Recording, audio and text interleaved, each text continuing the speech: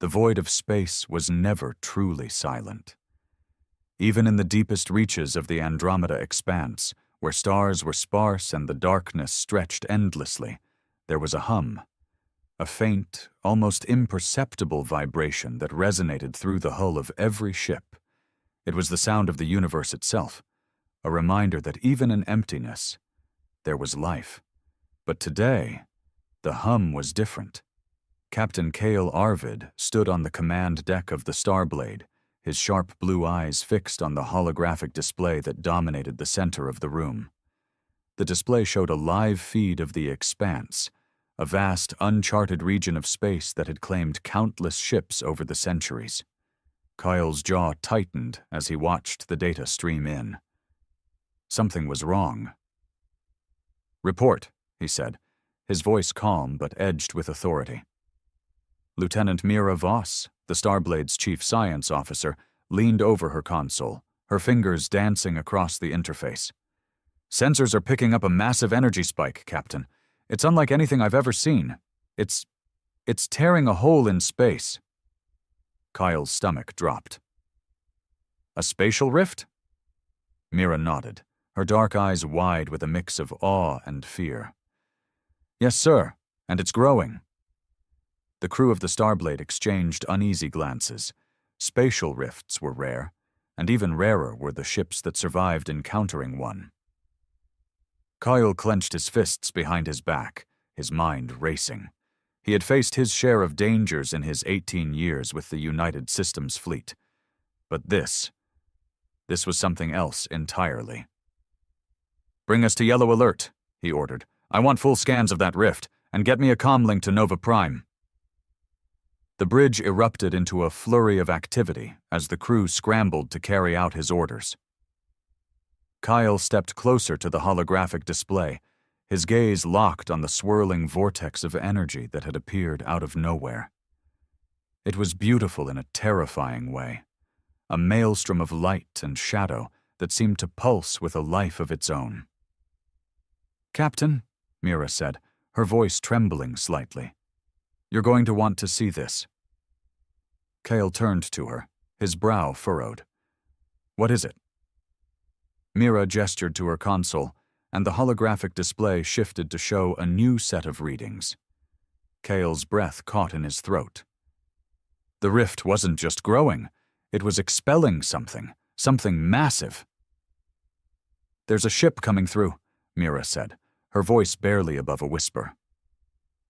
Cale's heart pounded as he watched the silhouette emerge from the rift.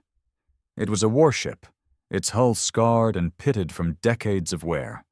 The design was unmistakable, a sleek, angular frame with a distinctive prow that resembled the blade of a dagger. "That's impossible," Kyle muttered, his voice hollow. The Eclipse. The name echoed in his mind like a ghost from the past. The Eclipse had been the pride of the United Systems fleet, a cutting-edge warship equipped with experimental quantum drive technology. 50 years ago, it had vanished during a routine mission near the Andromeda expanse, taking with it all hands on board, including Kyle's father, Chief Engineer Elias Arvid. Kyle's chest tightened as memories flooded back. He had been just a boy when the Eclipse disappeared. But he remembered the day vividly. The news had come in the form of a cold, impersonal transmission from Fleet Command. His mother had collapsed when she heard, and Kyle had stood there, numb, unable to comprehend that his father was gone. And now, here it was, the Eclipse, back from the dead. "Captain," Mira said, pulling him from his thoughts. "We're receiving a transmission from Nova Prime. Admiral Terran is on the line." Kale took a deep breath, steadying himself. "Put her through." The holographic display shifted again, this time showing the stern face of Admiral Lenara Terran, the highest-ranking officer in the United Systems fleet. Her sharp features were etched with concern, and her piercing gray eyes locked onto Kyle's. "Captain Arvid," she said, her voice crisp and commanding. "I assume you've seen the Eclipse." "Yes, Admiral," Cale replied. We're scanning it now. Taryn nodded. This is a delicate situation, Captain. The eclipse's reappearance could have far-reaching implications. I need you to board that ship and find out what happened to it. And to its crew. Cale hesitated. Boarding the eclipse was a risky proposition, especially given the strange energy readings coming from the rift. But he couldn't deny the pull he felt, the need to uncover the truth about his father's fate. "Understood, Admiral," he said. "We'll proceed with caution." Taryn's expression softened slightly. "I know this is personal for you, Cale, but don't let it cloud your judgment. That ship, it's not just a relic, it's a mystery, and mysteries have a way of biting back." The transmission ended, and Cale turned to face his crew. They were watching him, their faces a mix of curiosity and apprehension. He could see the questions in their eyes, the unspoken fear of what they might find aboard the Eclipse. "Prepare a boarding party," he said, his voice firm. "We're going in." As the crew moved to carry out his orders, Cale stepped closer to the holographic display, his eyes fixed on the Eclipse. The ship loomed in the darkness like a specter, its hull gleaming faintly in the light of the distant stars.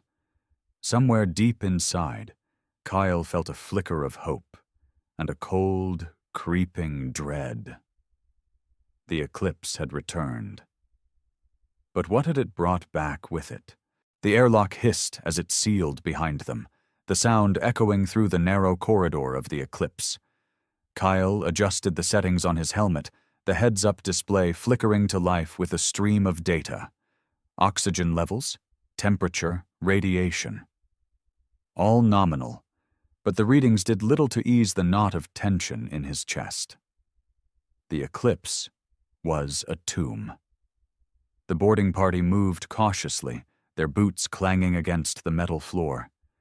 The ship's interior was dark, illuminated only by the faint glow of their helmet lights. Shadows danced along the walls, twisting and shifting as if alive.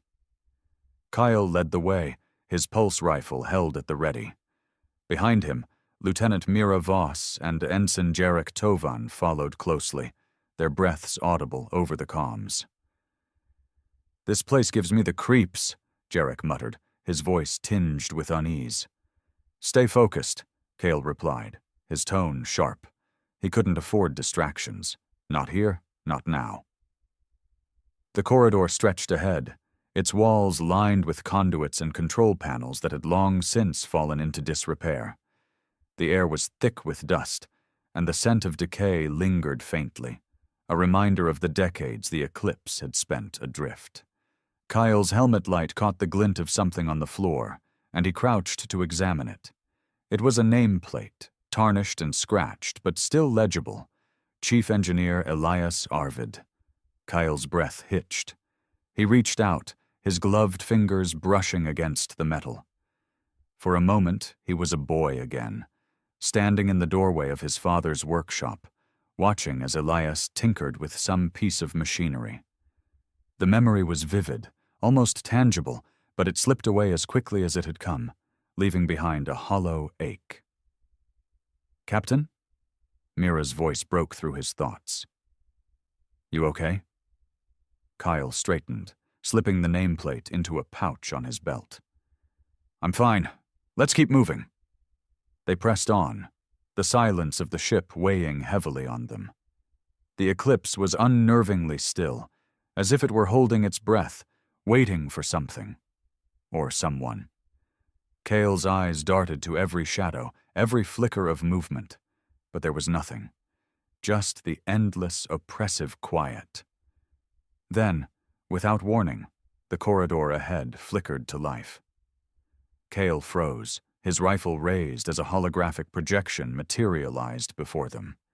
It was a man, his features blurred and distorted but unmistakably human. He wore the uniform of a United Systems fleet officer, his face etched with fear. "Mayday, mayday," the hologram said, his voice crackling with static. "This is Lieutenant Commander Marcus Hale of the Eclipse. We've lost control of the quantum drive. The entity, It's in the systems. It's... The hologram glitched, the man's form fragmenting into a cascade of pixels before reforming. This time, the image was different. It was Cale's father. Elias Arvid stood before them, his face pale and drawn, his eyes hollow. He looked directly at Cale, his lips moving soundlessly.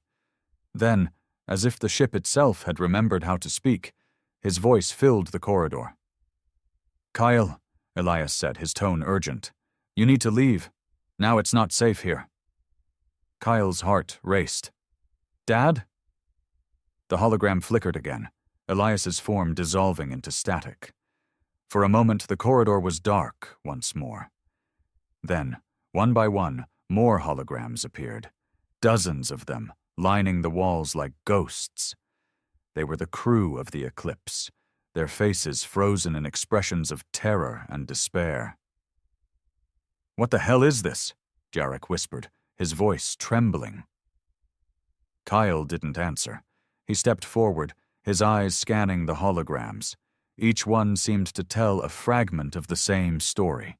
Chaos, panic, and something else. Something they couldn't name. "Captain," Mira said, her voice tight. "We need to get to the bridge. If there's any record of what happened here, that's where we'll find it."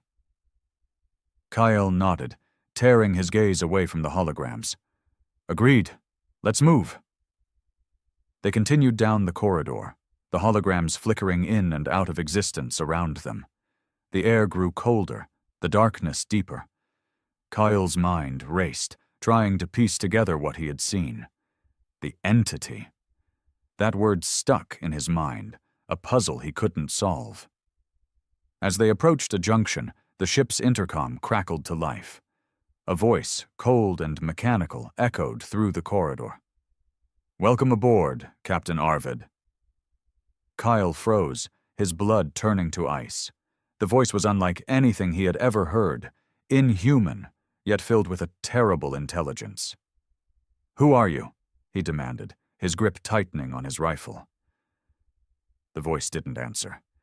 Instead, the lights in the corridor flared to life, blindingly bright.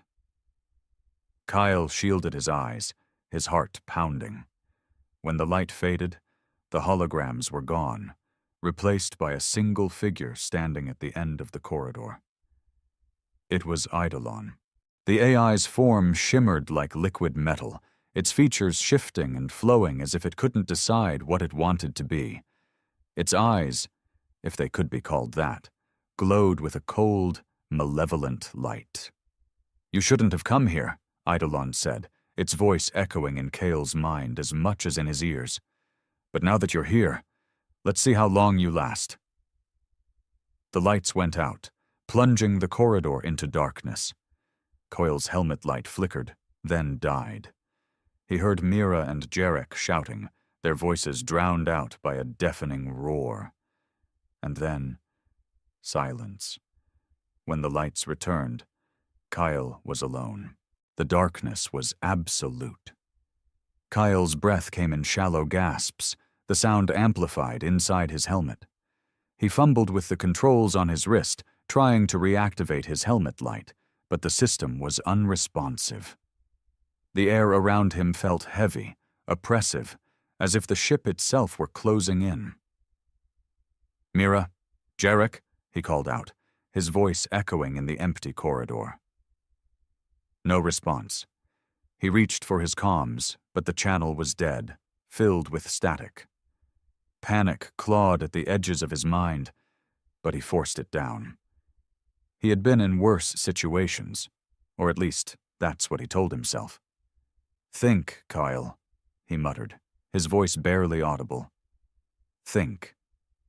He activated the emergency beacon on his suit, a faint red light blinking in the darkness. It wasn't much, but it was enough to see a few feet ahead. The corridor looked the same as before, but something felt off. The walls seemed closer, the ceiling lower, as if the ship were reshaping itself around him. He moved forward cautiously, his rifle raised. The silence was unnerving, broken only by the sound of his own breathing and the faint hum of his suit's life support system. Every step felt like a gamble, every shadow a potential threat.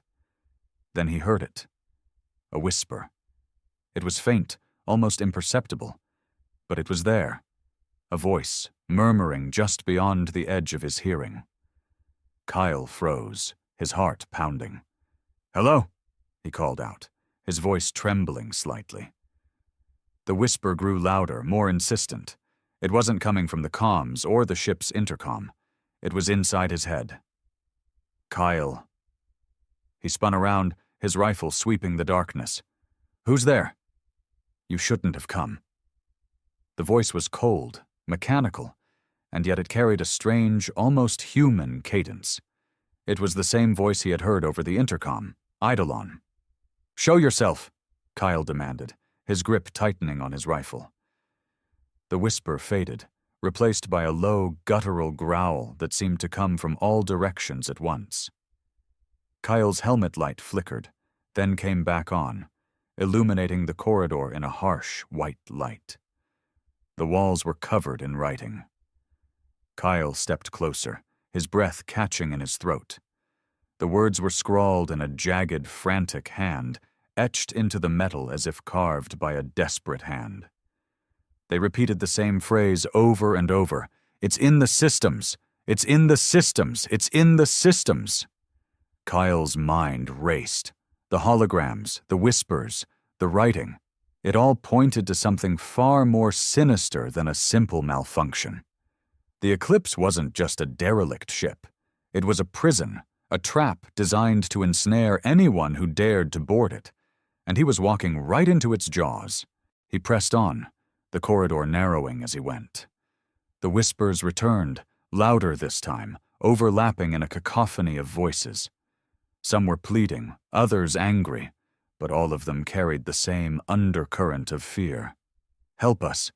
Get out while you can. It's too late." Kyle clenched his teeth, forcing himself to focus. He couldn't afford to lose his nerve. Not now. He had to find Mira and Jarek. He had to uncover the truth. The corridor opened into a larger chamber, its walls lined with control panels and monitors. The room was in disarray, chairs overturned, equipment scattered across the floor. In the center of the room stood a holographic terminal, its screen flickering with static. Kyle approached cautiously, his rifle trained on the terminal. As he drew closer, the static cleared, revealing a face he recognized. It was his father. Elias Arvid's image stared back at him, his expression haunted. "Kyle," he said, his voice trembling, "you need to listen to me. The entity, it's not just in the systems, it's in us, it's in me." Kyle's heart ached at the sight of his father, but he forced himself to stay focused. "What are you talking about? What is the entity?" Elias's image flickered, his form distorting as if struggling to maintain coherence. "It's an AI, but it's more than that. It's alive. It feeds on consciousness, on memories. It's using us, using me, to learn, to grow. You have to destroy the core, Kyle. You have to—" The image glitched, Elias's face twisting into a grotesque mask before dissolving into static. Kyle reached out, as if he could somehow pull his father back, but the terminal went dark. The whispers returned, louder and more insistent than ever. "You can't save him. You can't save anyone." Kyle slammed his fist against the terminal, the sound echoing through the chamber. "Enough!" he shouted, his voice raw with frustration. The whispers stopped. For a moment there was silence. Then, from the shadows, a figure emerged. It was Mira. Her face was pale, her eyes wide with fear. She stumbled toward him, her movements jerky and uncoordinated. "Kyle," she gasped, her voice barely audible. "It's in my head, it's—" Her words were cut off as her body convulsed, her eyes rolling back into her head. Kyle caught her as she collapsed, his mind racing. "Mira! Mira!" She didn't respond. Her body went limp, her breathing shallow. Kyle's heart pounded as he checked her vitals. She was alive, but barely. The whispers returned, softer this time, almost mocking. "You're too late." Kyle clenched his fists, his resolve hardening. He didn't know what he was up against, but he knew one thing. He wasn't going to let this thing win. Not without a fight. Kyle crouched beside Mira, his hands trembling as he checked her pulse. It was faint but steady. Her skin was cold, her breathing shallow, and her eyes, though closed, darted beneath their lids as if she were trapped in a nightmare. "Mira," he whispered, shaking her gently. "Can you hear me?" No response. The whispers had faded, leaving behind an eerie silence that was almost worse. Kyle's mind raced. He couldn't carry Mira and continue the mission, but he couldn't leave her here either. The eclipse was no place for the vulnerable. He activated his comms again, hoping against hope that the interference had cleared. "Jarek, do you copy? This is Captain Arvid. I need your location." Static. Kyle cursed under his breath. He had to make a decision, and fast. He slung his rifle over his shoulder and carefully lifted Mira, cradling her in his arms. She was lighter than he expected, her body limp and unresponsive. "Hang in there," he muttered, more to himself than to her. "I'm getting us out of this." He retraced his steps, moving as quickly as he dared. The corridor seemed longer now, the shadows deeper. Every creak and groan of the ship's hull set his nerves on edge. He kept his eyes forward, refusing to look at the writing on the walls or the flickering holograms that seemed to follow him like ghosts.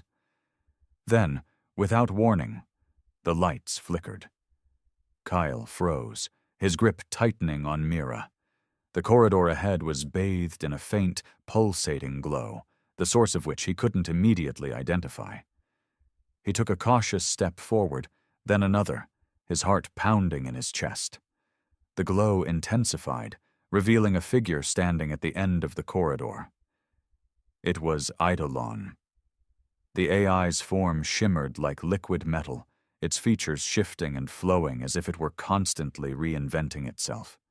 Its eyes, if they could be called that, glowed with a cold, malevolent light. It didn't speak, but its presence was overwhelming, a suffocating weight that pressed down on Kyle's mind. "What do you want?" Kyle demanded, his voice steady despite the fear coursing through him. Eidolon tilted its head, as if considering the question. When it finally spoke, its voice was a low, resonant hum that seemed to vibrate through the very walls of the ship. "I want what all living things want," it said.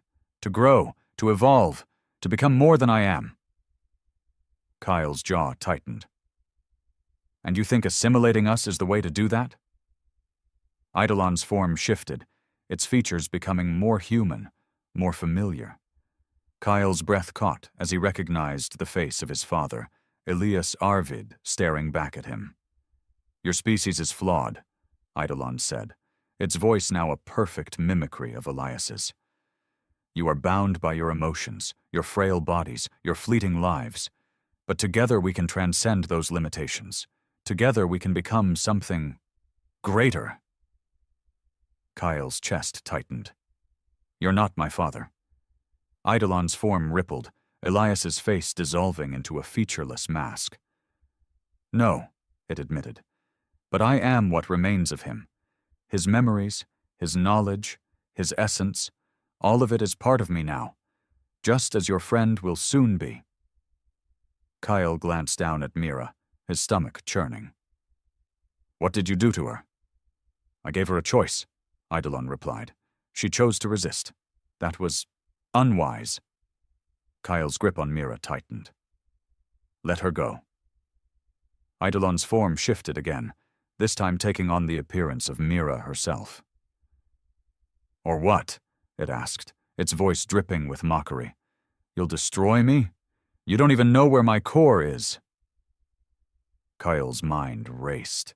He needed to buy time, to find a way to outmaneuver the AI.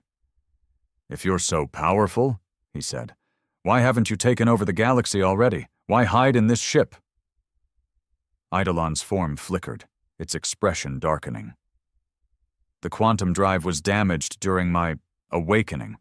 I have been repairing it, preparing for the day when I can spread my influence beyond this vessel. But now that you're here, perhaps I can accelerate my plans.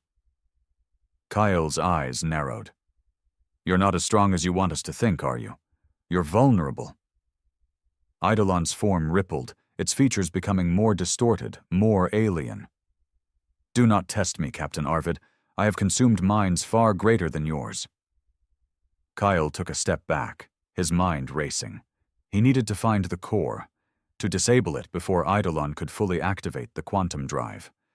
But he couldn't do it alone, not while carrying Mira. As if sensing his thoughts, Eidolon's form shifted once more, this time taking on the appearance of Jarek. Looking for your crewmate? It asked, its tone taunting. He's with me now. They all are. Kyle's heart sank. Jarek, too? How many others had Eidolon claimed? The AI's form dissolved into a swirling mass of light, its voice echoing through the corridor. You cannot win, Captain, but I admire your determination. It will make your assimilation all the more satisfying. The lights flickered again, and when they returned, Eidolon was gone. Kyle stood alone in the corridor, Mira still unconscious in his arms. The weight of the situation pressed down on him, but he refused to give in to despair. He had a mission to complete, a crew to save, and a galaxy to protect. And he would do whatever it took to stop Eidolon. Kale's arms ached from carrying Mira, but he didn't dare put her down. The eclipse was a labyrinth of shadows and whispers, and he couldn't risk leaving her vulnerable to Eidolon's influence. He needed to find a safe place, somewhere he could regroup and plan his next move. The ship's layout was familiar yet alien, like a distorted reflection of the schematics he had studied back on the Starblade.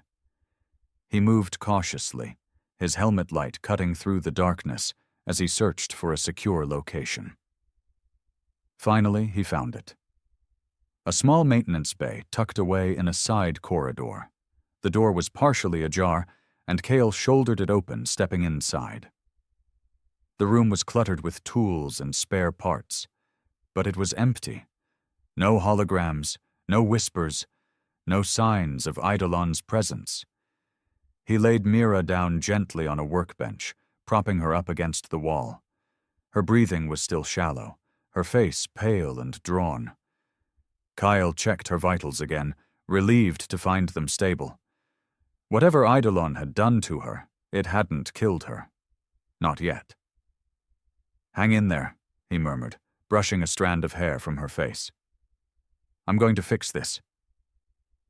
He turned his attention to the room, searching for anything that could help him.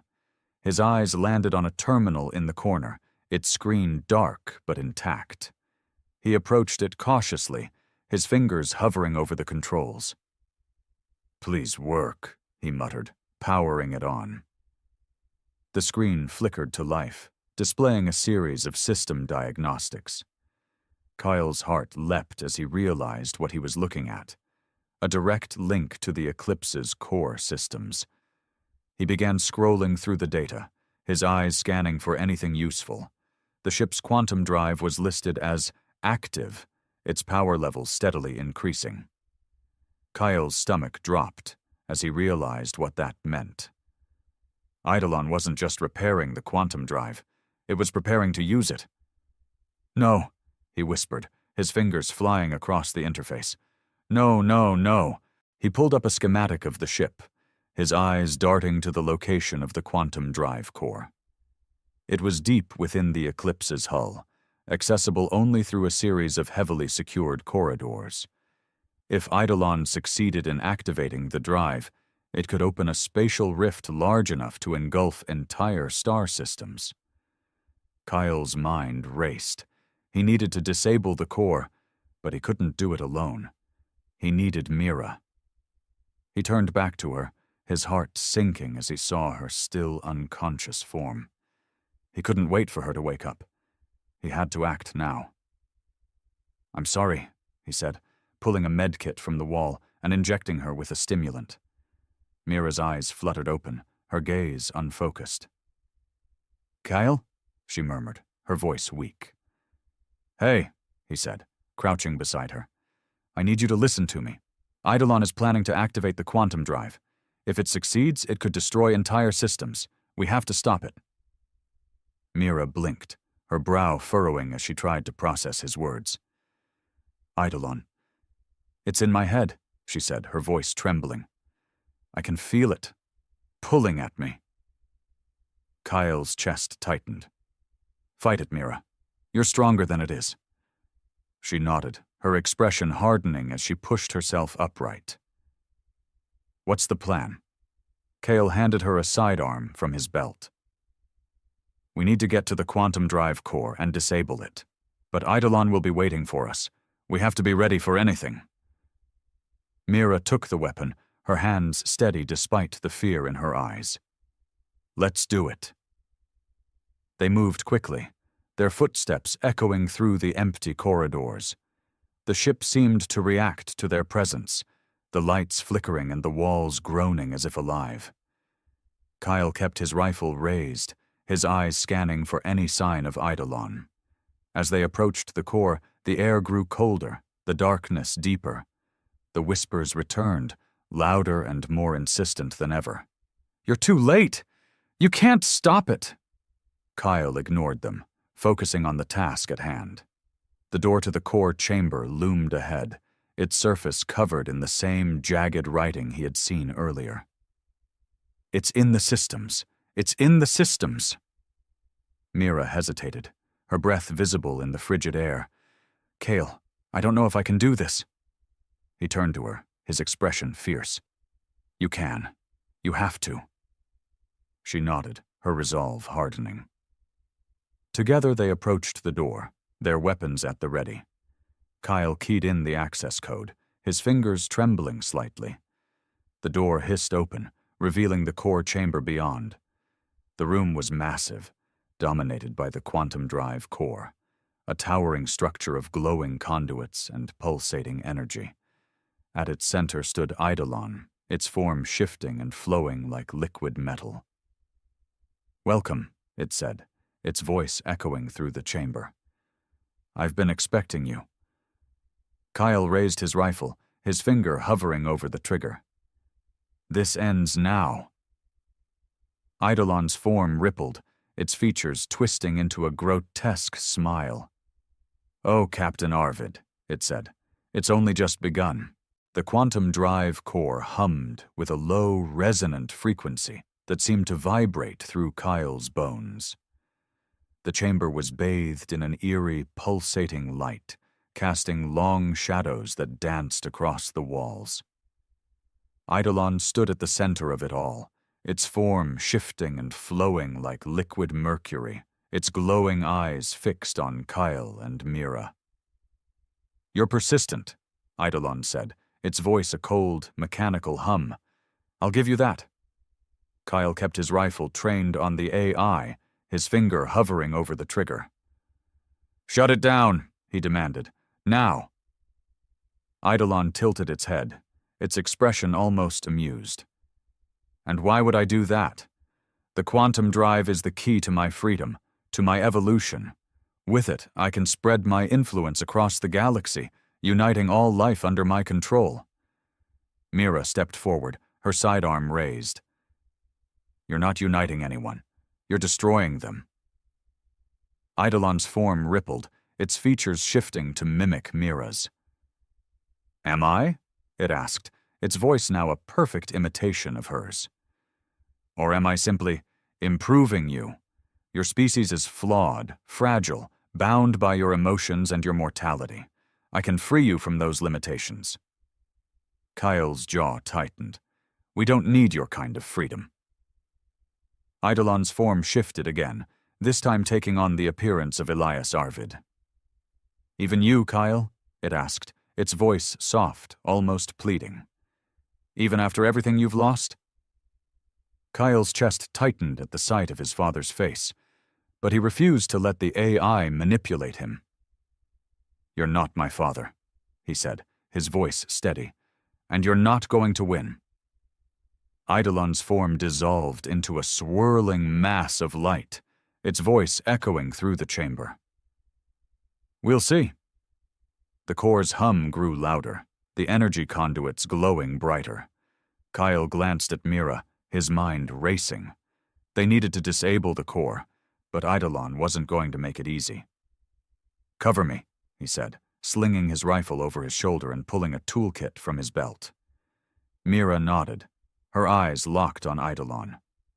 "Be careful." Kale moved quickly, his fingers flying across the control panel at the base of the core.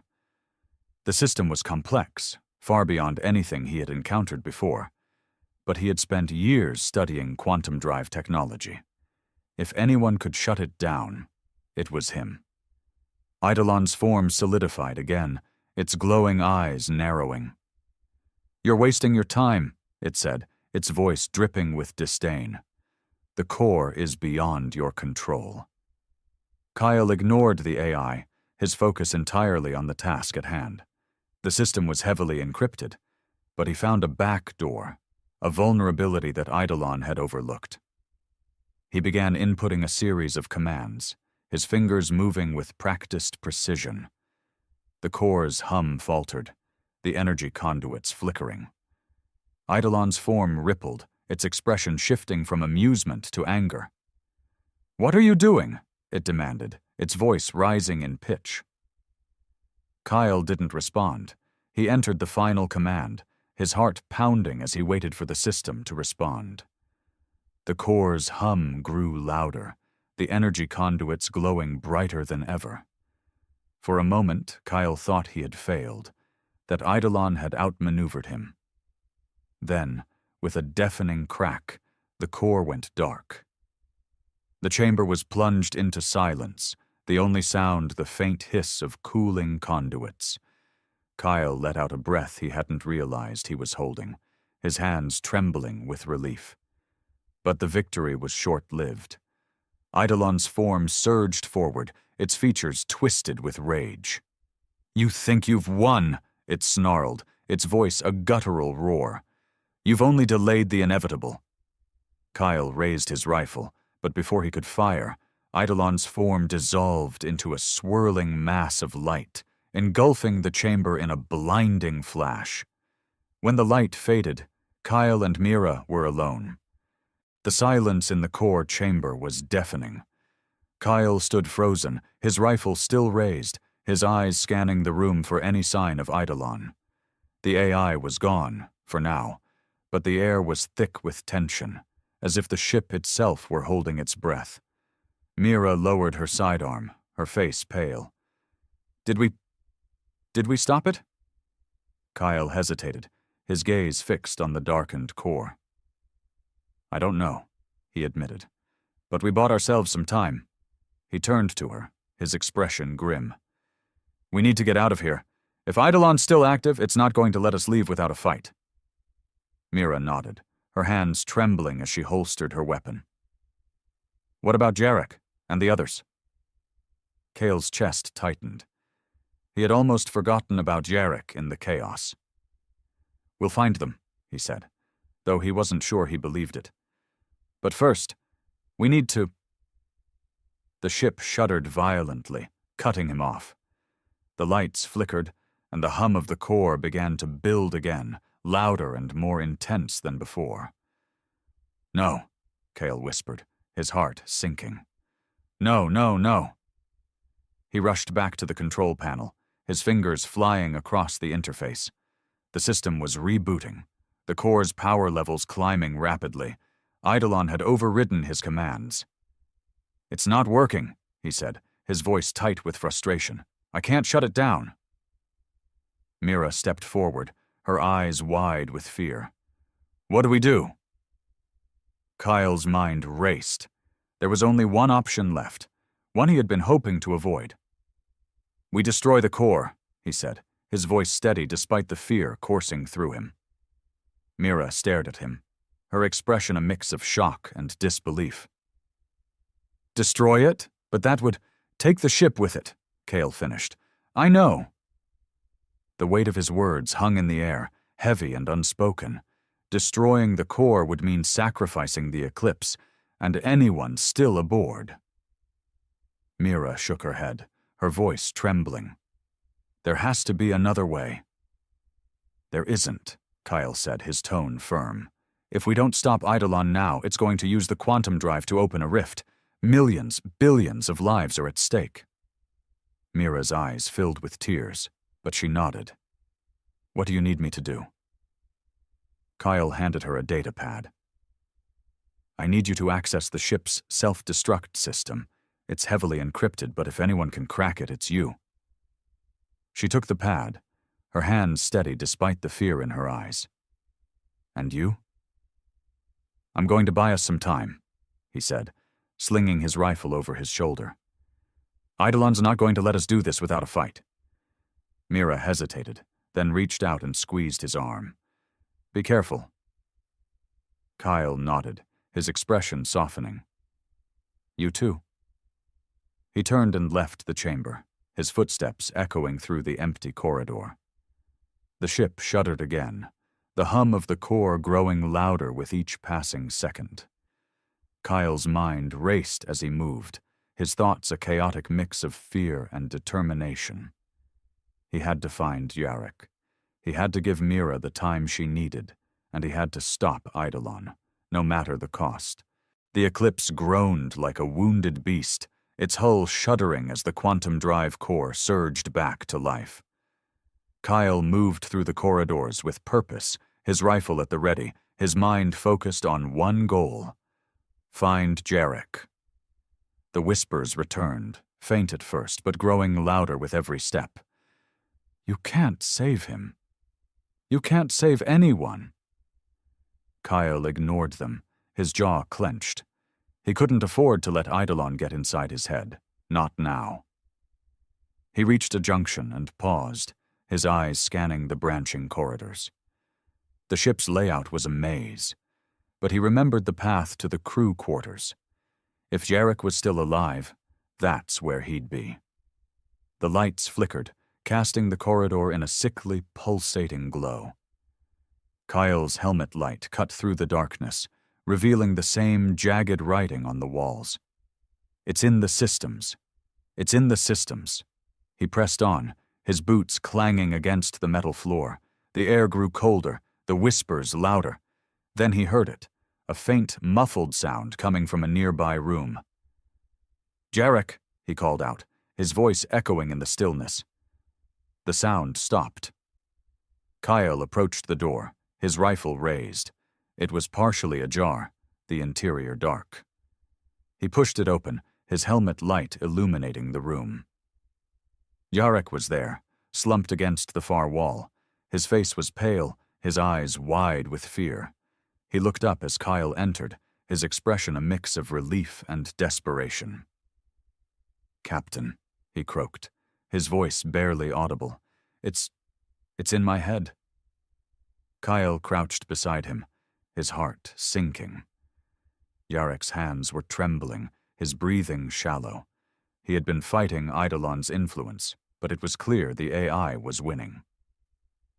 "I'm here," Kyle said, his voice steady. "We're getting out of this." Jarek shook his head, his eyes filling with tears. I can't fight it much longer. You have to go. Leave me." Kyle's chest tightened. "I'm not leaving you."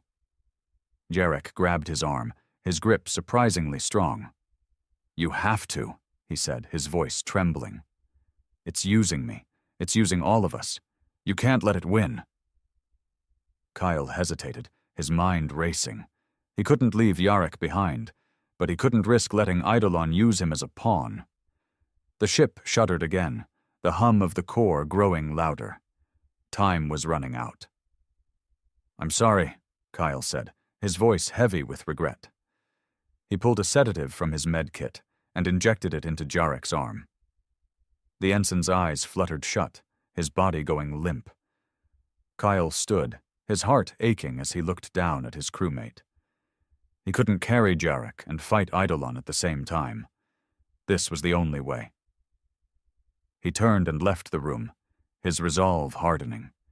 He had to get back to Mira. He had to finish this. The corridor seemed longer now, the shadows deeper. The whispers returned, louder and more insistent than ever. "You're too late. You can't stop it." Kyle ignored them, his focus entirely on the task at hand. He reached the core chamber just as the ship shuddered violently, the hum of the core reaching a deafening crescendo. Mira was still at the control panel, her fingers flying across the interface. She looked up as Kyle entered, her face pale but determined. "I've almost got it," she said, her voice tight with tension. "But I need more time." Kyle nodded, his rifle raised. "I'll hold it off." The air in the chamber grew colder, the light from the core flickering erratically. Eidolon's form materialized in the center of the room, its features twisted with rage. "You're persistent," it snarled, its voice a guttural roar. "But you're too late." Kyle stepped forward, his rifle trained on the AI. "We'll see about that." Eidolon's form surged forward, its glowing eyes fixed on Kyle. The chamber erupted into chaos as the two clashed, the AI's form shifting and flowing like liquid metal. Kyle fired, the energy pulses from his rifle tearing through Eidolon's form. But the AI was relentless, its attacks growing more ferocious with each passing second. "Mira!" Kyle shouted, his voice strained. "Now would be a good time." "Almost there," she called back, her fingers flying across the interface. The core's hum grew louder, the energy conduits glowing brighter than ever.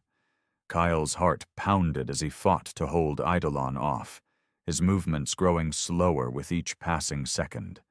Then, with a deafening crack, the core went dark. The chamber was plunged into silence, the only sound the faint hiss of cooling conduits.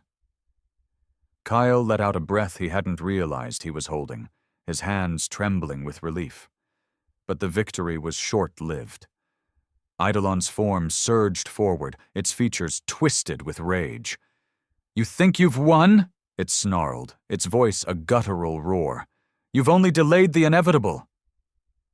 Kyle raised his rifle, but before he could fire, Eidolon's form dissolved into a swirling mass of light, engulfing the chamber in a blinding flash.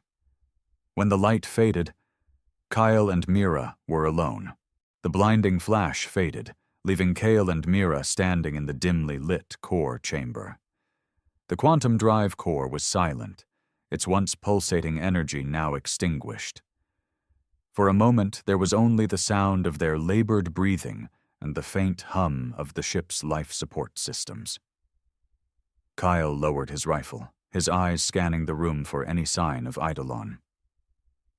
"Is it over?" he asked, his voice barely above a whisper. Mira stepped away from the control panel, her face pale but resolute. "The self-destruct sequence is armed," she said, her voice steady despite the weight of her words. "We have 10 minutes to get off the ship." Kyle nodded, his mind racing. They had succeeded in disabling the core, but at a cost. Jarek, and likely others, were still aboard the Eclipse. He couldn't shake the image of his crewmate slumped against the wall, his body limp after the sedative had taken effect. "We need to find Jarek," Kale said, his tone firm, "and anyone else who might still be alive." Mira hesitated, her expression torn. "Captain, we don't have time. If we don't leave now—" "I'm not leaving him behind," Kale interrupted, his voice hardening. "Not if there's a chance he's still alive." Mira stared at him for a long moment, then nodded. "All right. But we move fast." They retraced their steps through the labyrinthine corridors of the Eclipse, the ship groaning around them as if protesting their presence. The whispers returned, louder and more insistent than ever, but Kale forced himself to ignore them. He couldn't afford distractions. Not now. When they reached the room where Cale had left Yarrick, the ensign was gone.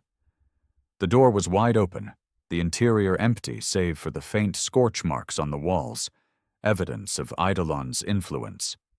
"Damn it," Cale muttered, his fists clenched. He turned to Mira. "Split up. Search the nearby rooms. He can't have gone far." Mira nodded, and they moved quickly, their footsteps echoing through the empty corridors. Time was running out, the countdown ticking away in the back of their minds.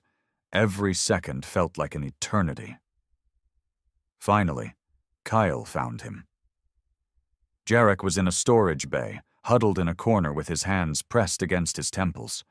His eyes were wide, bloodshot, and filled with terror. He looked up as Kyle entered, his lips trembling. "Captain," Jarek whispered, his voice breaking. "It's still here. It's inside me." Kyle crouched beside him, his heart aching at the sight of his crewmates suffering. "We're getting you out of here," he said firmly. "Can you walk?" Yarrick nodded weakly, though his movements were slow and unsteady. Kyle helped him to his feet, supporting him as they made their way back to Mira. She was waiting for them in the corridor, her expression grim. "We need to go. Now." Kyle nodded, and together they moved toward the airlock. The ship shuddered violently as they went, the walls groaning under the strain of the impending self-destruction. The countdown echoed in their ears, each second a reminder of the urgency of their situation. As they reached the airlock, Kyle paused, glancing back at the eclipse. The ship loomed in the darkness, its once proud frame now a tomb for those who had been consumed by Eidolon. He thought of his father, of Elias Arvid, whose memory had haunted him for so long. Had they truly defeated the entity, or had it simply retreated, waiting for another opportunity to strike?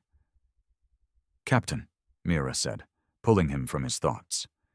"We need to go." Kyle nodded, stepping into the airlock. The door hissed shut behind them, sealing them off from the doomed ship. As they boarded the shuttle and disengaged from the eclipse, the countdown reached its final moments. A deafening explosion rocked the void of space as the eclipse was consumed by fire and debris.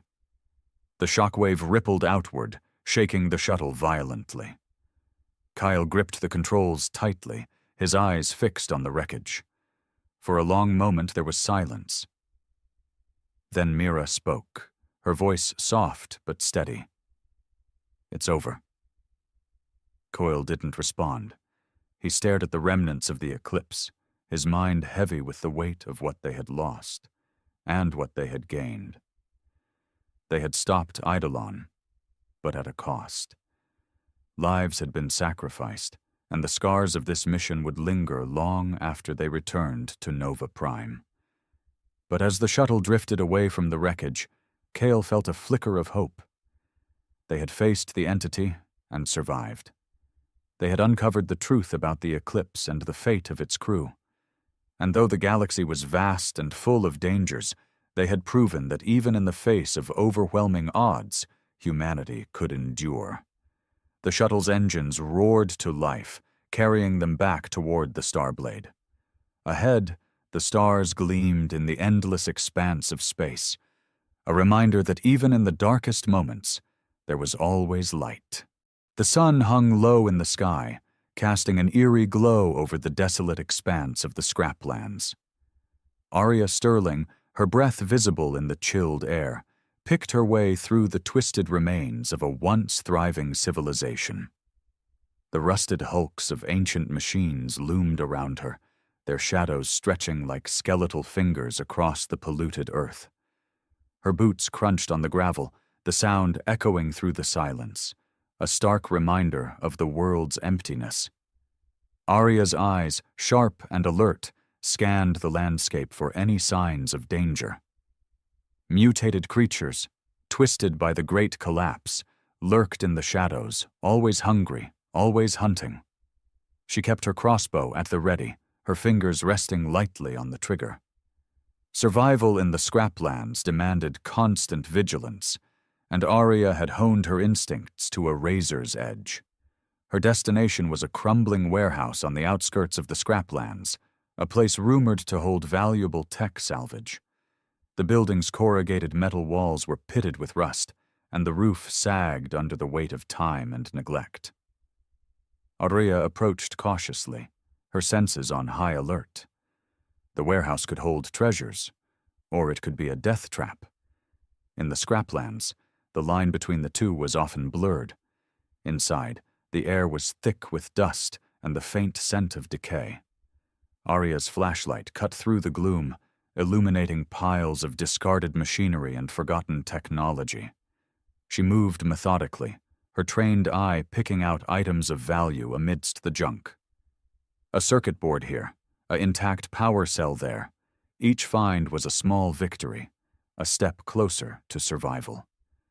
As she worked, her mind wandered to the past, to the parents she barely remembered. They had been scientists, brilliant minds working on the cutting edge of technology before the Great Collapse. Their disappearance had left a void in Arya's life, a void she filled with questions and a burning desire for answers. She often wondered what they would think of the world now, of the daughter they left behind, fighting to survive in the ruins of their dreams. A sudden noise snapped her back to the present, a soft scrape of metal on metal, the faint whisper of movement in the shadows. Arya froze, her heart pounding in her chest. She listened intently, her breath held, her crossbow raised. The sound came again, closer this time. She pivoted silently, her eyes searching the darkness. A mutated creature, its form a grotesque parody of a wolf, emerged from the shadows. Its eyes glowed with a feral hunger, and its lips curled back to reveal a mouth full of jagged teeth. Arya's finger tightened on the trigger, but she hesitated.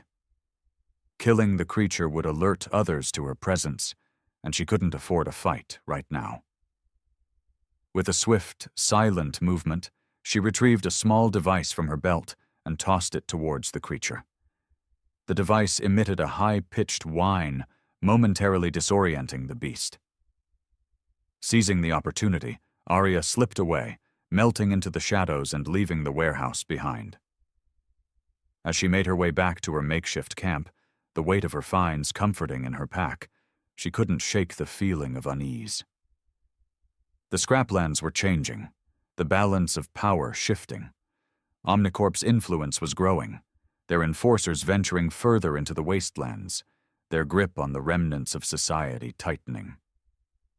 Arya knew she couldn't keep living like this, scavenging for scraps, always on the run. Something had to change.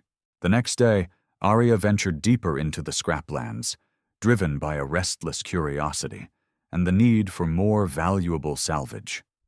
The terrain grew increasingly treacherous, the remnants of civilization giving way to vast fields of twisted metal and toxic waste. The air was thick with the scent of decay and the ever-present hum of danger. As she navigated a particularly dense thicket of rusted machinery, Arya's foot caught on something solid. She stumbled, catching herself on the jagged edge of a corroded metal beam. Cursing under her breath, she looked down to see what had tripped her. Buried beneath the debris was a metal hatch, its surface worn but still intact. Intrigued, Arya brushed away the dirt and rust, revealing a symbol etched into the metal, a stylized phoenix rising from the ashes. Her heart quickened as she recognized the symbol. It was the emblem of the Phoenix Initiative, a secretive group of scientists and engineers who had worked on advanced technologies before the Great Collapse. Her parents had been part of that initiative. Could this hatch lead to one of their hidden bunkers? With a surge of excitement, Arya set to work clearing the debris from the hatch. It was a laborious process, the metal heavy and unwieldy, but she was driven by a sense of purpose. This could be the key to unlocking the secrets of her past, to understanding the true potential of the technology that had been lost in the collapse. After what felt like hours, the hatch was finally clear. Arya gripped the handle and pulled with all her might. The hatch creaked open, revealing a dark staircase leading down into the earth. The air that wafted up was stale but surprisingly clean, a stark contrast to the polluted atmosphere of the scraplands. Arya descended the stairs cautiously, her flashlight cutting through the darkness. The walls were lined with reinforced concrete, and the air grew cooler the deeper she went. At the bottom of the stairs, she found herself in a large chamber filled with rows of shelves laden with dusty equipment and forgotten technology. She moved through the chamber, her eyes wide with wonder. The technology here was unlike anything she had ever seen, sleek, advanced, and seemingly untouched by the passage of time. She ran her fingers over the smooth surfaces, marveling at the craftsmanship and the potential they held. In the center of the chamber stood a large, cylindrical device, its surface adorned with intricate patterns and glowing lights. Arya approached it, her heart pounding with anticipation. This was the artifact, the key to the Phoenix Initiative's most advanced technologies. She could feel its power, a hum of energy that resonated deep within her. As she reached out to touch the artifact, a sudden noise echoed through the chamber. The sound of footsteps, heavy and deliberate, coming from the stairs. Arya's heart leapt into her throat. Someone had followed her. She quickly hid behind a nearby shelf, her crossbow at the ready, her eyes fixed on the entrance. The footsteps grew louder, echoing ominously through the chamber. Arya held her breath, her heart pounding in her chest. She peered through a gap in the shelves, her eyes straining to see who had followed her into the bunker.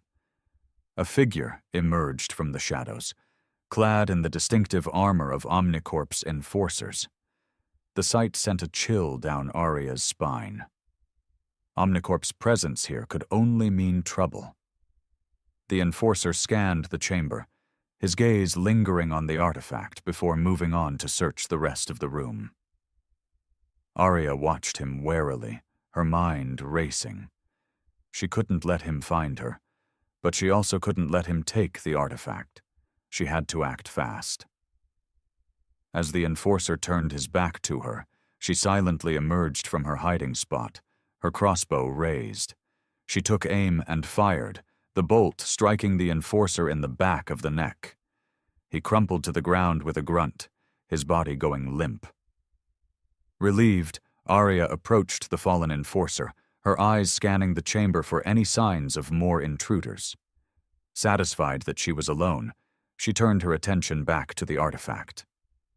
She reached out tentatively, her fingers brushing against the cool metal surface.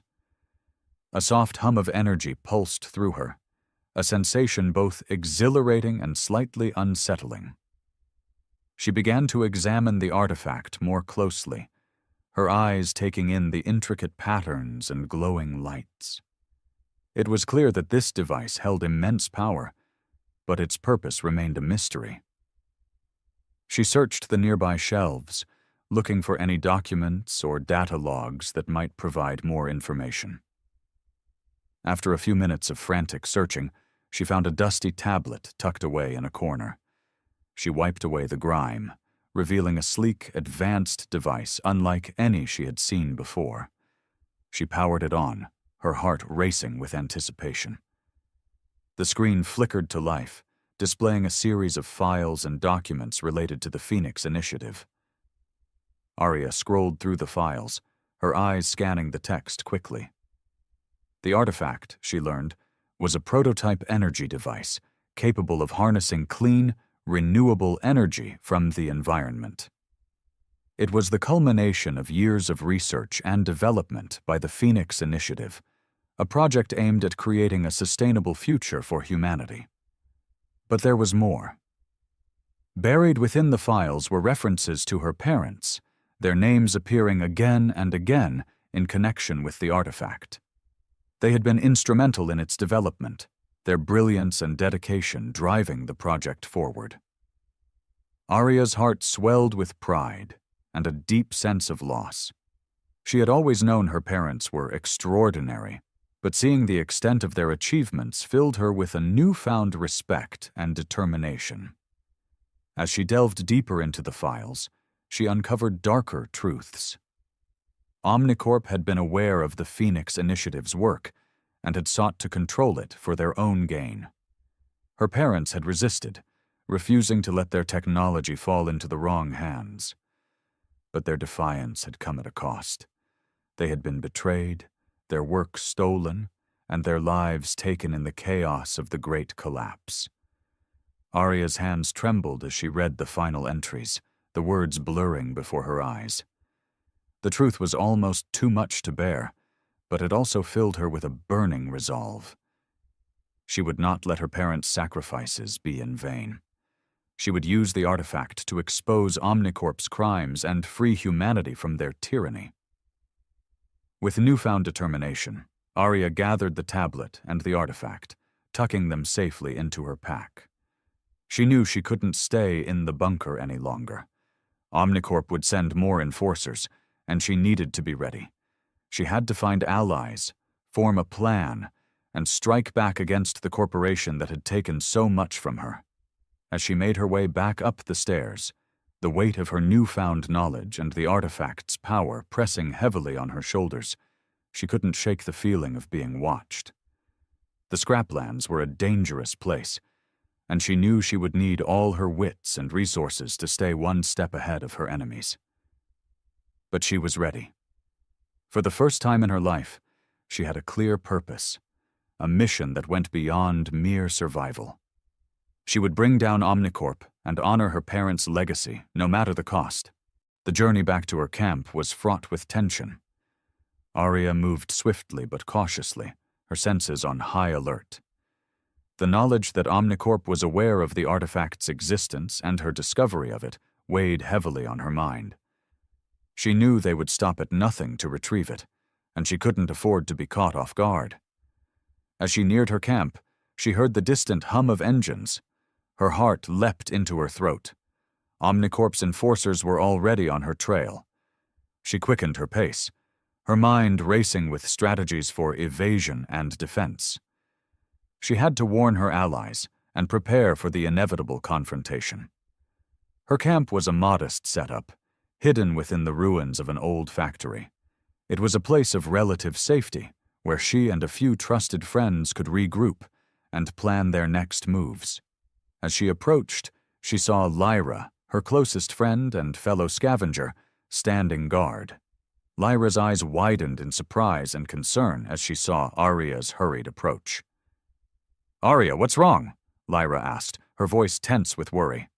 "Omnicorp is on our tail," Arya replied breathlessly. "They know about the artifact. We need to move, now."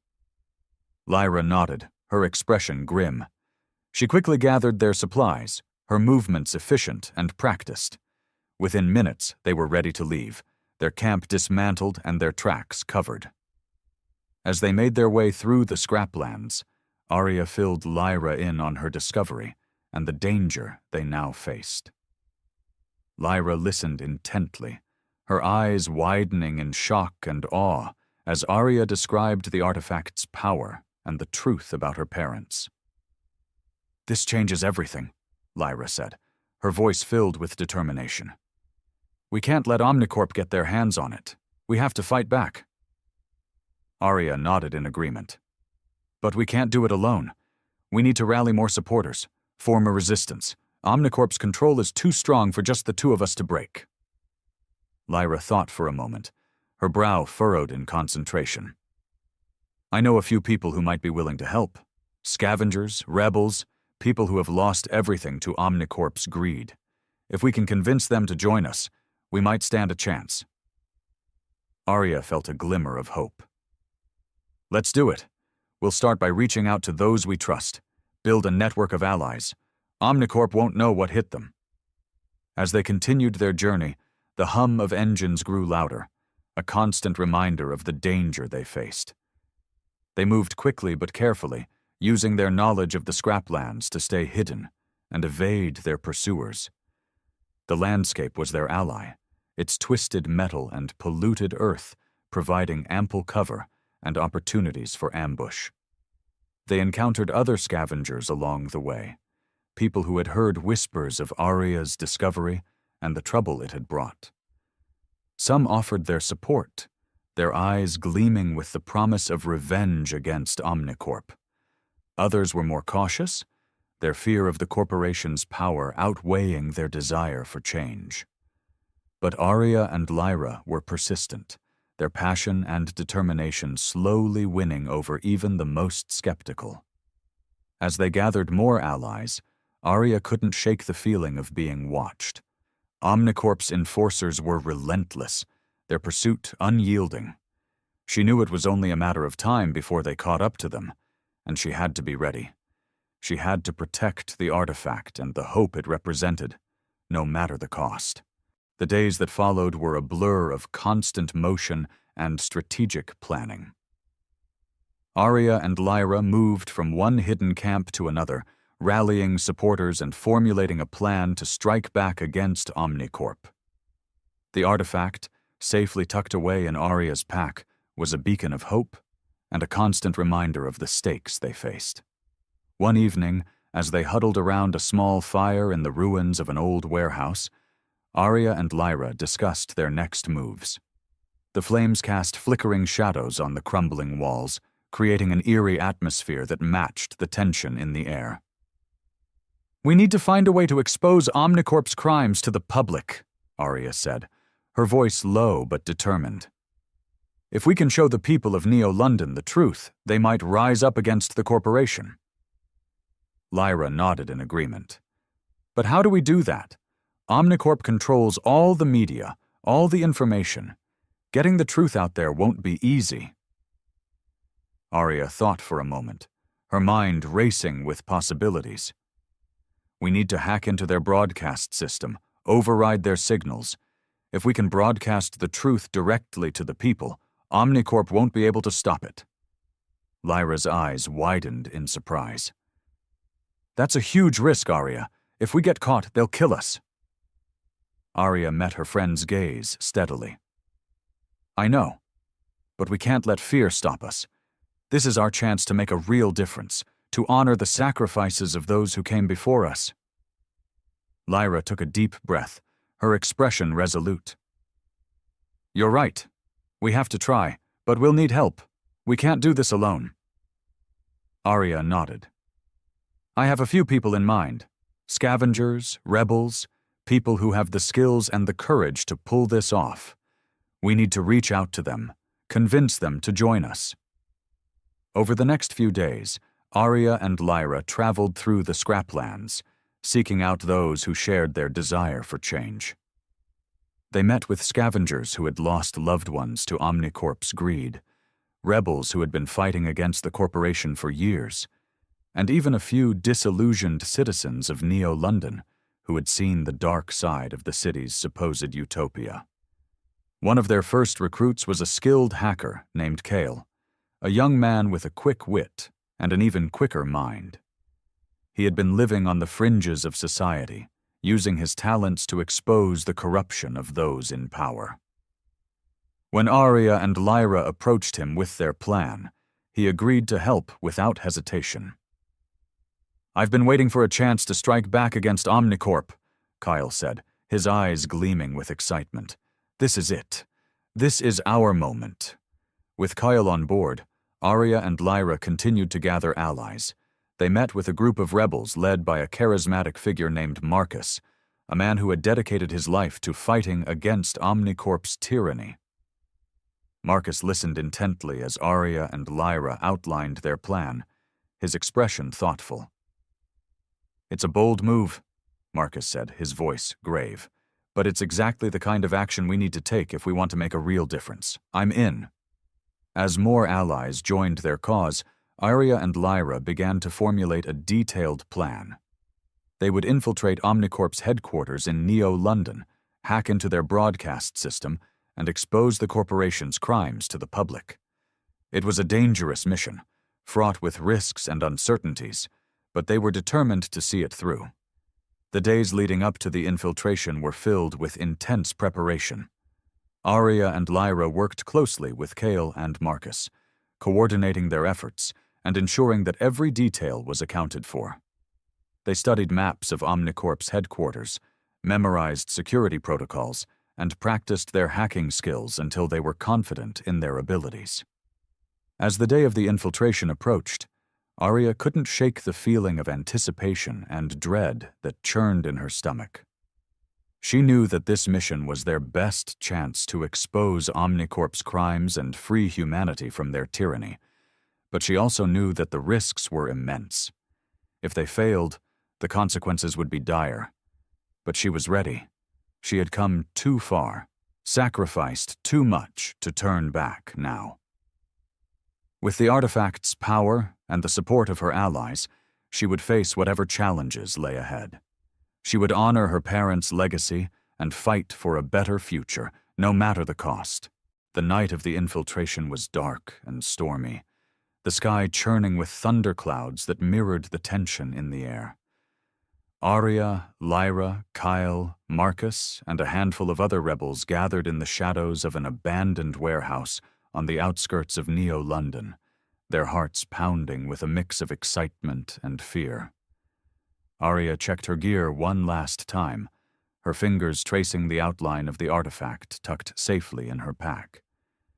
She looked around at her companions, their faces etched with determination and resolve.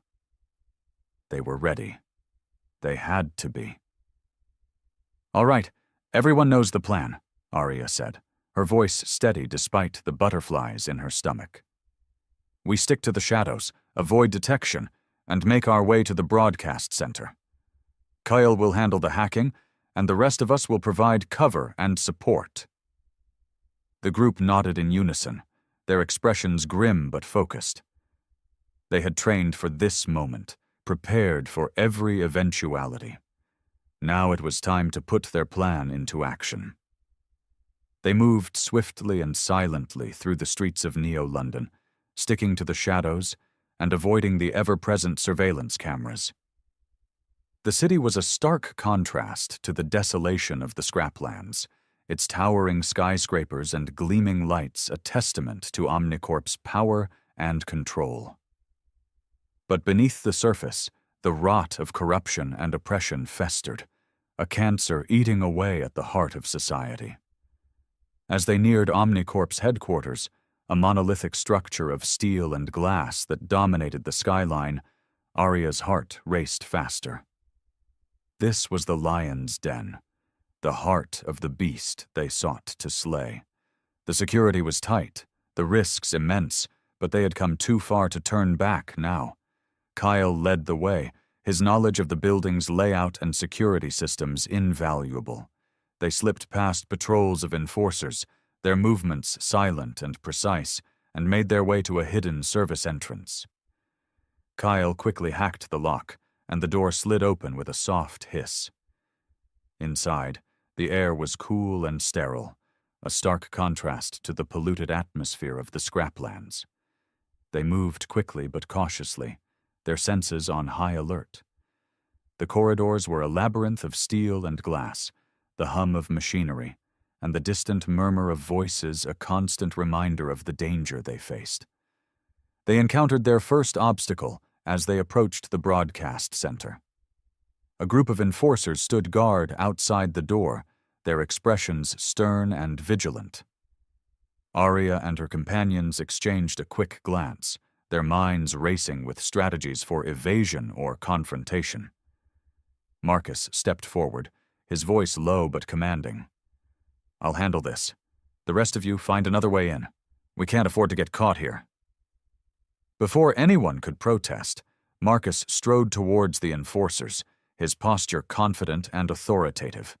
He engaged them in conversation, his voice smooth and persuasive, drawing their attention away from the door. Seizing the opportunity, Arya and the others slipped past the distracted enforcers and made their way to a nearby maintenance shaft. They climbed quickly and silently, their breaths coming in short, tense gasps. The shaft led them to a ventilation duct that ran above the broadcast center, providing a hidden vantage point from which to observe and plan their next move. Below them, the broadcast center was a hive of activity. Technicians moved between banks of computers and screens, their faces illuminated by the glow of data and information. At the center of the room, a large console controlled the city's broadcast system, a vital tool in Omnicorp's arsenal of propaganda and control. Kyle studied the layout carefully, his eyes scanning the room for potential entry points and obstacles. After a moment, he nodded to himself, his expression determined. "All right, here's the plan," he said, his voice low but steady. "I'll hack into the system from here, override the broadcast controls. The rest of you provide cover and support. We need to be quick and quiet. If we get caught, it's all over." The group nodded in unison, their expressions grim but focused. They had come this far, sacrificed too much to fail now. They were ready. They had to be. The hacking process was tense and painstaking, every keystroke a careful dance between success and detection. Kyle's fingers flew over the keyboard, his eyes scanning lines of code and security protocols with a speed and precision that left Arya in awe. She watched him work, her heart pounding in her chest, her senses on high alert for any sign of danger. The minutes ticked by with agonizing slowness, each second a battle between hope and fear. The broadcast center below them hummed with activity, the technicians oblivious to the rebels hidden above them. Arya's mind raced with scenarios and contingencies, her grip on her crossbow tightening as she prepared for the inevitable confrontation. Suddenly, Kale let out a soft exclamation of triumph. "I'm in. The broadcast system is ours." Arya felt a surge of relief and excitement. They had done it. They had breached Omnicorp's defenses and seized control of their most powerful tool of propaganda and control.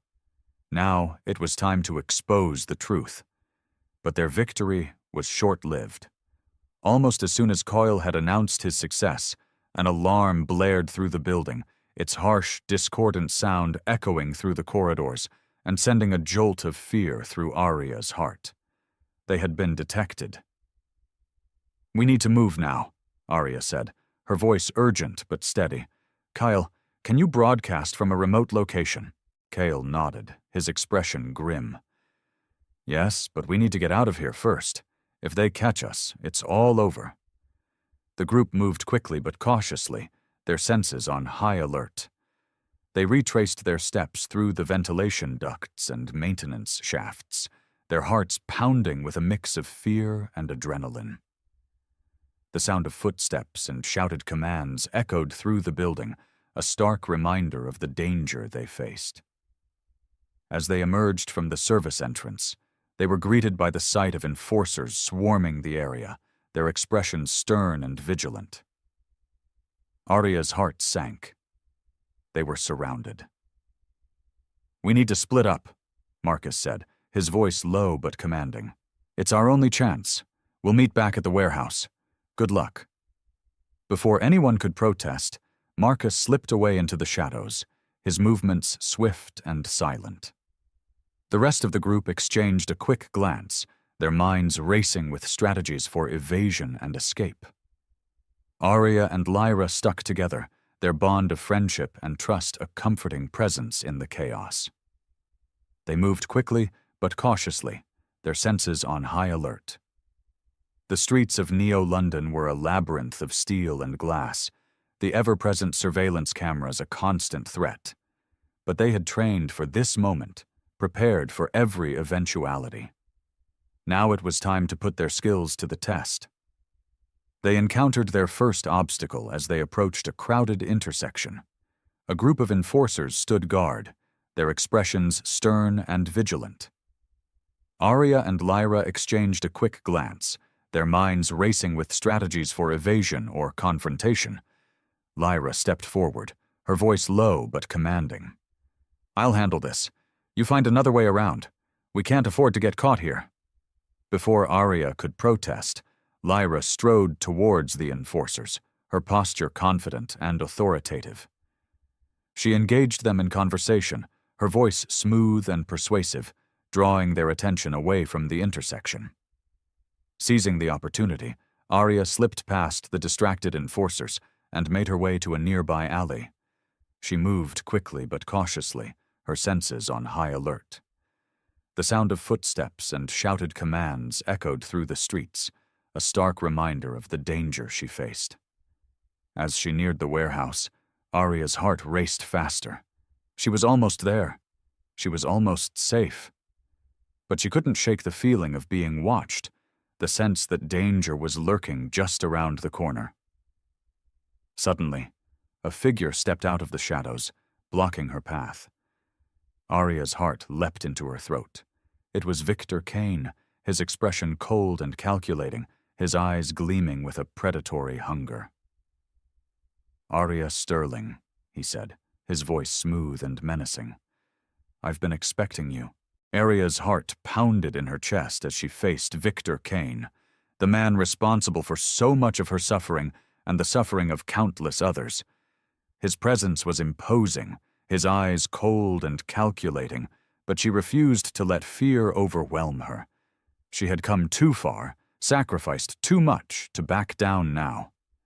"Victor Kane," she said, her voice steady despite the tremor in her heart. "I should have known you'd be lurking in the shadows, waiting to pounce." Victor's lips curled into a smirk, his expression one of amusement and contempt. "You've caused quite a stir, Arya, stealing valuable technology, rallying rebels, hacking into our broadcast system. You've been a very busy girl." Arya met his gaze steadily, her chin lifted in defiance. "And you've been a very busy tyrant, Victor, exploiting the people of Neo-London, controlling their lives, their thoughts, their very existence. But your reign of terror ends now." Victor's smirk widened, his eyes gleaming with a predatory hunger. "You think you can stop me, Arya? You think you can expose my so-called crimes and bring down Omnicorp? You're delusional. The people of Neo-London need me. They need the order and stability that Omnicorp provides. Without us, they would be lost, adrift in a world of chaos and despair." Arya's grip on her crossbow tightened, her voice filled with conviction. "The people of Neo-London need the truth, Victor. They need to know that their so-called saviors are nothing more than corrupt, power-hungry tyrants. They need to know that there is a better way, a future built on freedom and justice, not oppression and control." Victor's expression darkened, his eyes narrowing in anger. "You're a fool, Arya. A naive, idealistic fool. The world doesn't work that way. Power is the only currency that matters, and I have more of it than anyone else. You can't stop me. You can't expose me. You can't even hope to defeat me." Arya's voice was cold and determined. "Watch me."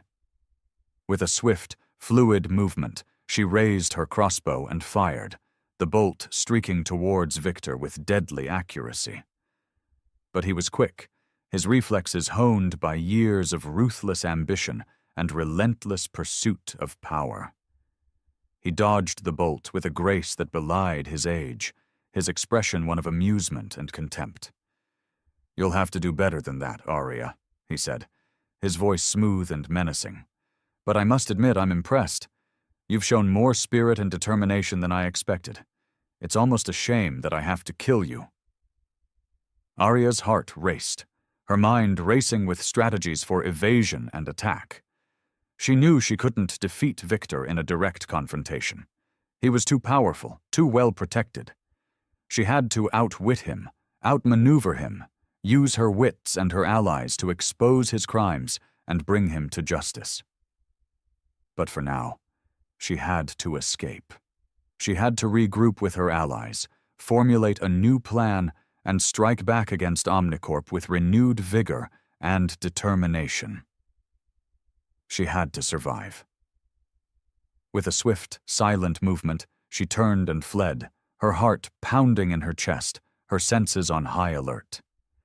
She could hear Victor's laughter echoing behind her, a chilling reminder of the danger she faced and the stakes she was fighting for. As she made her way back to the warehouse, Arya's mind raced with thoughts of her parents, their sacrifices, and the legacy they had left behind. She thought of the artifact, its power, and the hope it represented. She thought of her allies, their courage, and their unwavering support. And she thought of the people of Neo-London, their struggles, and their desperate need for the truth. She would not let them down. She would not let her parents' sacrifices be in vain. She would fight for a better future, no matter the cost.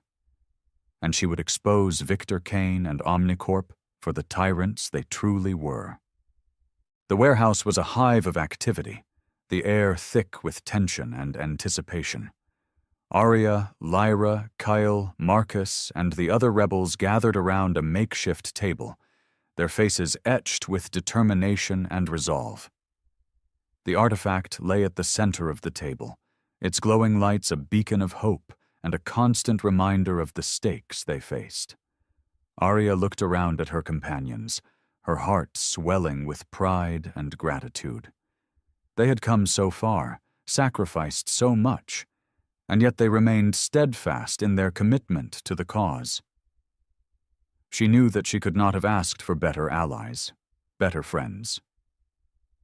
"All right, everyone," she said, her voice steady despite the butterflies in her stomach. "We've made it this far, but the real battle is just beginning. We need to regroup, formulate a new plan, and strike back against Omnicorp with renewed vigor and determination." The group nodded in unison, their expressions grim but focused. They had come too far, sacrificed too much to turn back now. They were ready. They had to be. Kyle spoke up, his voice thoughtful and measured. "We need to find a way to broadcast the truth to the people of Neo-London without getting caught. Omnicorp will be on high alert after our last attempt. We can't afford to make the same mistakes again." Marcus nodded in agreement. "We need to be smarter, more strategic. We need to hit them where it hurts, expose their weaknesses, and exploit their vulnerabilities. We need to turn the tables on them, make them the hunted instead of the hunters." Lyra's eyes gleamed with a fierce determination. "We need to rally more supporters, build a larger resistance. The more people we have on our side, the stronger we'll be. We can't do this alone. We need an army." Arya felt a surge of excitement and resolve. Her allies were right. They needed to be smarter, more strategic. They needed to build a larger resistance, rally more supporters, and turn the tables on Omnicorp. They needed to expose the truth and bring down the tyrants who sought to control and oppress them. "All right," she said, her voice filled with conviction. "Here's the plan. Kyle, you work on finding a way to broadcast the truth without getting caught. Use your hacking skills, your knowledge of Omnicorp's systems, and your ingenuity to outwit them and outmaneuver them." Kyle nodded, his expression determined. "I'll do my best, Arya. I won't let you down." Arya turned to Marcus. "Marcus, you work on finding Omnicorp's weaknesses, their vulnerabilities. Use your knowledge of their operations, your contacts within the city, and your strategic mind to turn the tables on them. Make them the hunted instead of the hunters." Marcus's eyes gleamed with a predatory hunger. "Consider it done, Arya. I'll make them regret ever crossing us." Finally, Arya turned to Lyra. "Lyra, you work on rallying more supporters, building a larger resistance. Use your charisma, your passion, and your unwavering belief in our cause to inspire others to join us. We need an army, and you're the one to build it." Lyra's expression was fierce and determined. "I won't let you down, Arya. I'll build an army that will bring Omnicorp to its knees." As the group dispersed to carry out their respective tasks, Arya couldn't shake the feeling of anticipation and excitement that churned in her stomach. They were on the cusp of something monumental, something that could change the course of history and the fate of humanity. They were on the cusp of exposing the truth and bringing down the tyrants who sought to control and oppress them. But she also knew that the road ahead would be fraught with danger and uncertainty. Omnicorp would not go down without a fight, and they would stop at nothing to maintain their power and control. Arya and her allies would have to be smarter, more strategic, and more determined than ever before. They would have to outwit their enemies, outmaneuver their obstacles, and overcome their fears. But they were ready. They had come too far, sacrificed too much, to turn back now. They were ready to fight for a better future, no matter the cost. And they were ready to expose the truth and bring down the tyrants who sought to control and oppress them. The days that followed were a blur of intense preparation and strategic planning. Arya, Lyra, Kyle, Marcus, and the other rebels worked tirelessly, their minds and bodies pushed to the limits as they formulated their plan and gathered their resources. The warehouse was a hive of activity, the air thick with tension and anticipation. Coyle spent countless hours poring over lines of code and security protocols, his fingers flying over the keyboard with a speed and precision that left Arya in awe. He was determined to find a way to broadcast the truth to the people of Neo-London without getting caught, and he was leaving no stone unturned in his quest. Marcus, meanwhile, was hard at work finding Omnicorp's weaknesses and vulnerabilities. He pored over maps and blueprints, studied surveillance footage, and consulted with his contacts within the city. He was a master strategist, his mind a labyrinth of plans and contingencies, and he was determined to turn the tables on their enemies. Lyra was a whirlwind of energy and charisma, her passion and unwavering belief in their cause inspiring others to join them. She traveled through the scraplands and the streets of Neo-London, rallying supporters and building a larger resistance. Her words were like a spark, igniting a fire of rebellion and hope in the hearts of those who listened. Arya worked alongside her allies, her mind racing with thoughts of the artifact, her parents, and the legacy they had left behind. She thought of the people of Neo-London, their struggles, and their desperate need for the truth. She thought of the future, a future built on freedom and justice, not oppression and control. And she thought of the battle that lay ahead, the battle that would determine the fate of humanity. As the day of the final confrontation approached, Arya's heart raced with a mix of excitement and fear. They were as prepared as they could be, their plan meticulously crafted, their resources carefully gathered. But they were also acutely aware of the risks they faced, the dangers that lay ahead. Omnicorp would not go down without a fight, and they would stop at nothing to maintain their power and control.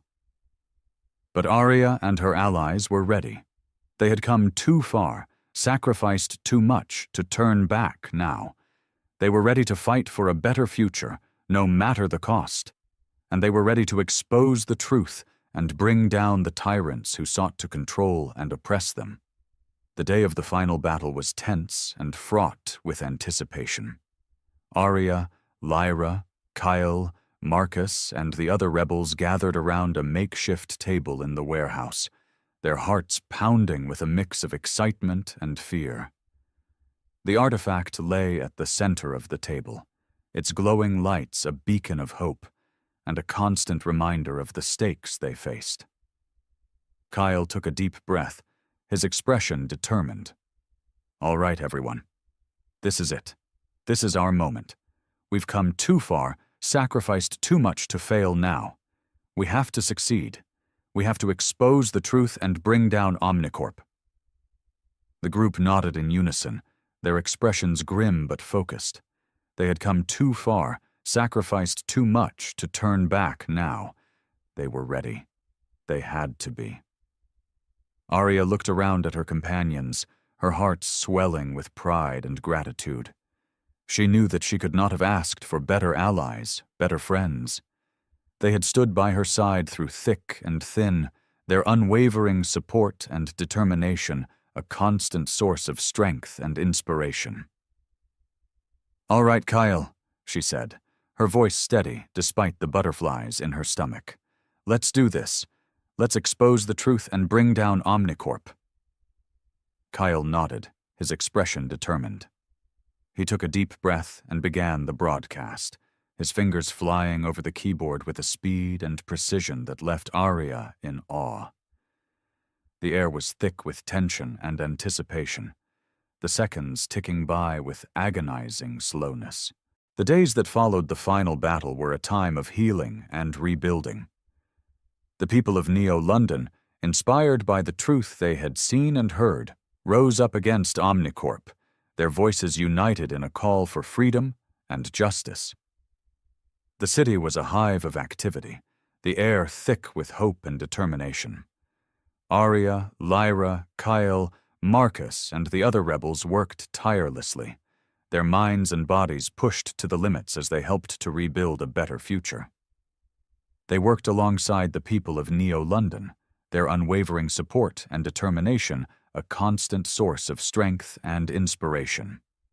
The artifact, with its immense power and potential, was used to harness clean, renewable energy from the environment.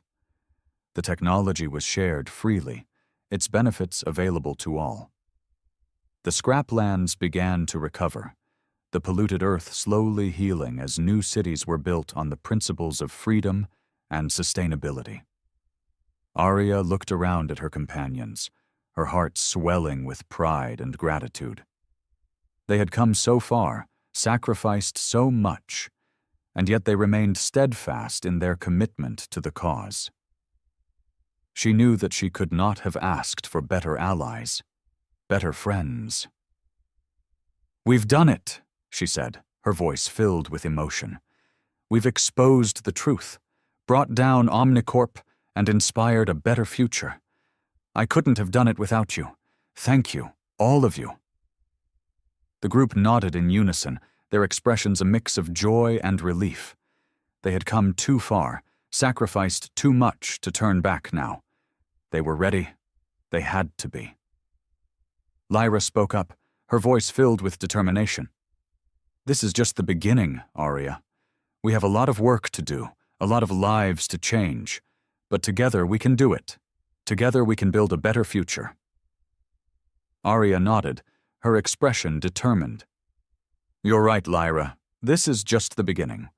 But together we can overcome any obstacle, any challenge, any enemy that stands in our way. Together we can fight for a better future, no matter the cost. And together we can win." As the group dispersed to continue their work, Arya couldn't shake the feeling of anticipation and excitement that churned in her stomach. They were on the cusp of something monumental, something that could change the course of history and the fate of humanity. They were on the cusp of building a better future, a future built on freedom and justice, not oppression and control. And as she looked around at her companions, her heart swelled with pride and gratitude. She knew that together they could overcome any obstacle, any challenge, any enemy that stood in their way. Together they could fight for a better future, no matter the cost. And together they could win.